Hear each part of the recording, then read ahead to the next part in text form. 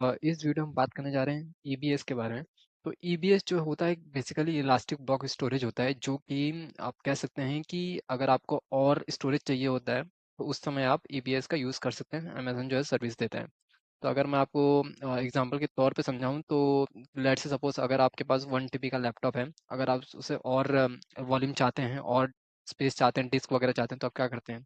आप बेसिकली या तो हार्ड ड्राइव एक्सटेंड करवाते हैं, मतलब जो स्टोरेज है उसकी कैपेसिटी बढ़ाते हैं, या फिर आप पेन ड्राइव या फिर कुछ इस तरह का एक्सटर्नल जो डिवाइस है वो अटैच करते हैं, ताकि जो है आपका स्पेस जो है वो और ज़्यादा हो पाए, मैक्सिमाइज हो पाए।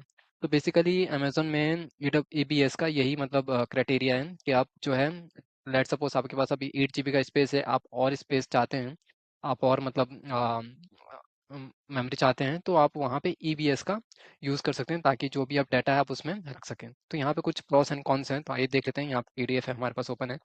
तो ईबीएस एक ब्लॉक लेवल स्टोरेज है, मतलब बेसिकली जो है एक EC2 इंस्टेंस के हिसाब से ये जो है आप लिंक कर सकते हैं। और ये block level in the sense कि इसमें पर्टिकुलर जो डाटा है वो एक ब्लॉक लेवल टाइप के स्टोर्स होंगे। हम आने वाले वीडियो में इसका जो है प्रैक्टिकल भी देखेंगे। और ये जो है वर्चुअल हार्ड डिस्क, जैसे कि लेट सपोज अभी आपके पास लैपटॉप में हार्ड डिस्क होगा, वो होगा फिजिकल, जैसे पेन ड्राइव हो गया फिजिकल। वैसे यहाँ पे जो AWS का EBS है वो एक वर्चुअल मतलब सेटअप देता है, एक वर्चुअल मतलब वॉल्यूम या फिर वर्चुअल कह सकते हैं स्पेस देता है, ताकि आप उसमें डाटा जो है स्टोर कर पाएँ। और ये जो है इंस्टेंट स्टॉप होने के बाद भी आपका जो डाटा है वो रहता है उसमें। इन केस अगर आप इंस्टेंस को टर्मिनेट कर देते हैं, तो वहाँ पर आपका जो डाटा है वो पूरी तरह से डिस्टर्ब हो जाता है, पूरी तरह से खत्म हो जाता है। तो हम आने वाले लेक्चर में देखेंगे, आने वाले नेक्स्ट लेक्चर में देखेंगे कि हम जो भी डाटा हम इवन आफ्टर स्टॉप भी कर सकते हैं, तो कैसे उन डाटा को जो भी हमने उसमें डाटा अटैच है उसको हम कैसे बैकअप ले सकते हैं। तो यहाँ पे जो है ईबीएस का कुछ फीचर है कि जो ईबीएस है वो पर्टिकुलर अवेलेबिलिटी जोन के हिसाब से मतलब अवेलेबल होता है। लेट सपोज अगर आपका EC2 इंस्टेंस मुंबई रीजन में है और आप ईबीएस भी मुंबई रीजन में क्रिएट कर सकते हैं। ऐसा नहीं कि आपका EC2 इंस्टेंस किसी और रीजन में हो और ईबीएस किसी और रीजन में क्रिएट कर सकते हैं। तो ये है मतलब एक तरह का कॉन्स। और यहाँ पे लो लेटेंसी होती है और हाई फ्रिक्वेंसी होती है। और यहाँ पे AWS जो एनक्रिप्टेड फॉर्म होते हैं। तो यहाँ पे different different volumes, different types of generations की चीज़ें जो हैं यहाँ पे दी गई हैं। सो गाइस, यहाँ पे अगर हम स्नैपशॉट की बात करें, स्नैपशॉट बेसिकली वो चीज़ होती हैं, एक तरह से कह सकते हैं बैकअप। तो लेट्स से सपोज अगर आप EBS किसी EC2 इंस्टेंस साथ में अटैच किए किसी और अवेलेबिलिटी जोन में, और आप चाहते हैं कि उसका डाटा जो है किसी और अवेलेबिलिटी जोन में आए, तो आप क्या कर सकते हैं? उसका जो एक स्नैपशॉट ले सकते हैं, एक रेप्लिका ले सकते हैं। एक तरह से कह सकते हैं बैकअप आप ले सकते हैं डाटा, और उस डाटा को आप किसी और एबिलिटी जोन में यूज़ कर सकते हैं। तो आइए चलते हैं, इसका प्रैक्टिकल जानते हैं कैसे आप EBS क्रिएट कर सकते हैं और अटैच कर सकते हैं। साथ ही साथ हम डिलीट और डिटैच भी देखेंगे कैसे कर सकते हैं। तो चलिए चलते हैं, हम अपना पहले एक इंस्टेंस क्रिएट करते हैं। यहाँ पे आप देख पा रहे हैं अभी कोई इंस्टेंस जो है फिलहाल इस समय रनिंग में नहीं है। तो मैं यहाँ पे एक लॉन्च इंस्टेंस कर रहा हूँ, और यहाँ पे मैं अपने इंस्टेंस का नाम देता हूँ हम बेसिकली क्या क्रिएट कर रहे हैं? हम क्रिएट कर रहे हैं एक इंस्टेंस जो कि हमारा नाम है इंस्टेंस EBS वॉल्यूम। हम ये जो है अपना नाम दे रहे हैं इंस्टेंस का, राइट। और यहाँ पे हम उबंटू का इमेज ले रहे हैं, जो उबंटू का OS वगैरह होगा। और यहाँ पे आप ध्यान रखिए कि हम अभी के लिए इसको विदाउट फेयर की वैल्यू पेयर के साथ में जाना चाह रहे हैं। और यहाँ पे हम अभी के लिए है देखिए यहाँ पे जो है बाय डिफ़ॉल्ट अगर आप 8 GB का ये जो है, जब भी आप फर्स्ट टाइम इंस्टेंस क्रिएट करते हैं तो अपने हिसाब से यहाँ पे जो है स्टोरेज मॉडिफाई कर सकते हैं, और एल्स हम इसके फर्दर स्टेप में देखें कि कैसे हम नया वॉल्यूम और नया EBS हम क्रिएट कर सकते हैं। और यहाँ पे मैंने कर दिया एक लॉन्च इंस्टेंस। और हाँ, जब भी आप एक नया EBS क्रिएट करें वो उसी अवेलेबिलिटी जोन में ही क्रिएट करें जिस अवेलेबिलिटी जोन में आपका EC2 इंस्टेंस है। तो यहाँ पे अगर मैं EC2 इंस्टेंस यहाँ पे चेक करूँगा, तो अगर मैं इसका अवेलेबिलिटी जोन चेक करूँ तो यहाँ पे आप देख पा रहे हैं जो इस समय ये हमने क्रिएट किया था, राइट। EC2 EBS, इसका अवेलेबिलिटी जोन जो है यहाँ पे 1 मिनट या AP साउथ 1B है, राइट। और अगर मैं EC2 इंस्टेंस क्रिएट करूँ, लेट सपोज अगर मैं मेरे को एक EC2 सॉरी EBS क्रिएट करना है, तो यहाँ पे बेसिकली हमें राइट साइड में जाना है, लेफ्ट साइड में जाना है, वॉल्यूम पे क्रिएट करना है। एंड यहाँ पे मुझे क्रिएट वॉल्यूम बाय डिफ़ॉल्ट, यहाँ पे जब भी आप क्रिएट करेंगे तो वो जो वॉल्यूम आपने अटैच किया था EC2 इंस्टेंस के साथ में, जब भी आपने फर्स्ट टाइम क्रिएट किया था, वो यहाँ पे शो हो जाएगा। और एल्स हमें जो लेट सपोज अभी 8 GB हमारे पास दिया गया है, या हमारा साइज जो है कम पड़ रहा है, तो हमें इसको जो है इंक्रीज़ करना है। तो यहाँ पे क्रिएट वॉल्यूम पे क्लिक करना है, और मैं अभी के लिए इसका जो है 10 GB एक्सटेंड करवा रहा हूँ। और यहाँ पे देखिए हमारे पास EC2 इंस्टेंस किस में था यहाँ पे, AP साउथ 1B।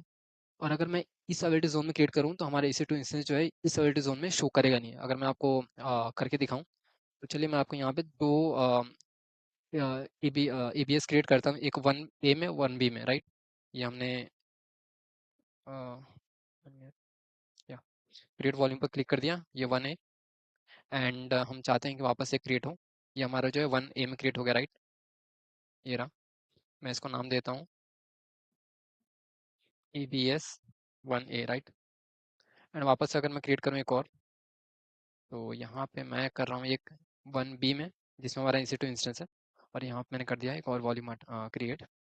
एंड ये रहा EBS 1B, राइट। अब चलिए हमारा जो EC2 इंस्टेंस साथ EC2 इंस्टेंस जो हमने क्रिएट किया था, हम वन बाई वन अटैच करते हैं, किस में अटैच हो सकता है। तो हम देखते हैं सबसे पहले 1A में, राइट। हमने इसको क्लिक किया, एक्शंस, अटैच।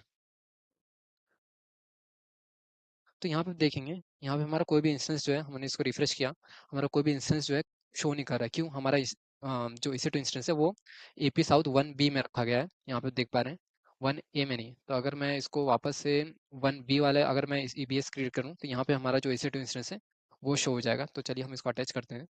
और यहाँ पे अगर मैं देखिए, यहाँ पे जो हमारा EC2 इंस्टेंस है वो हमारे यहाँ पे शो कर रहा है। और यहाँ पे हम इसको अटैच कर देते हैं।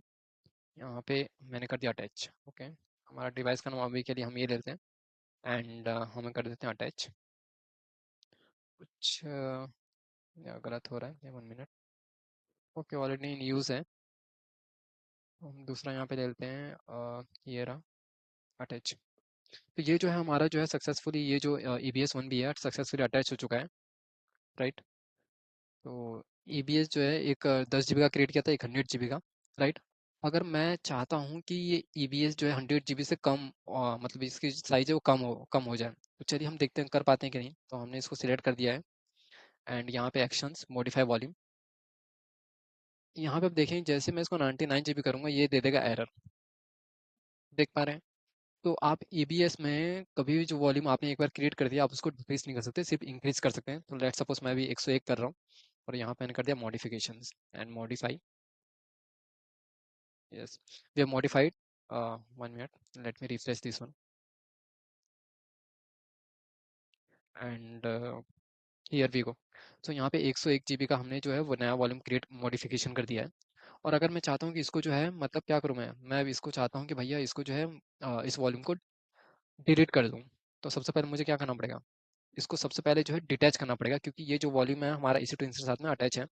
तो यहाँ पे आप देख पा रहे हैं, अगर अटैच अटैच नहीं है तो यहाँ पे आप जो है स्टेटस यहाँ पे चेक कर पा रहे हैं कि इन यूज़, और ये अवेलेबल अवेलेबल मतलब अभी कोई इसका यूज़ में नहीं है। तो मैं चाहता हूँ कि जो मैंने क्रिएट किया था, जो मैंने अटैच किया था उसको मतलब डिटैच कर पाऊँ। तो सबसे पहले हम इसको डिलीट करने के लिए सबसे पहले हमें इसको डिटैच करना पड़ेगा। तो यहाँ पे मैंने कर दिया डिटैच वॉल्यूम और यहाँ पे डिटैच।